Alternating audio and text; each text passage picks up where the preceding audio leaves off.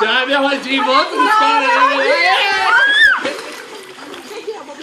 Vocês duas. Eu e você. Quem mandou estar no meio. Você minha mãe. Porque ela não do seu corpo? Você é minha mão, tá bom. Então tá, né? Calma, cadê a pá? Nossa, sou os no banco. Aí, Ney.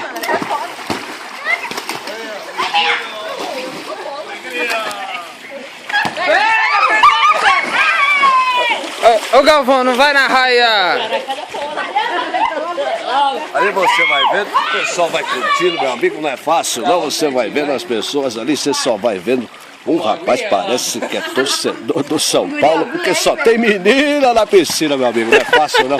Mas tá bom, vamos lá, o bicho pegando, vai com a Juscelia reclama, ela coloca, tira a água dos olhos, fica pensativa, ali ela vai fazendo a estratégia, já deu sinal com o dedo, são 5 toques, esse toque, meu amigo, é famoso. Vamos lá, ela vai falando, vai reclamando. Ali uma pequena discussão. Ali agora ali já vai a Fernanda. Fernanda já vai pro meio, tentou. O Diogo tentou recolher, veio lá, deu um sorriso, esboçou ali uma reação. A Fernanda mas não adiantou nada.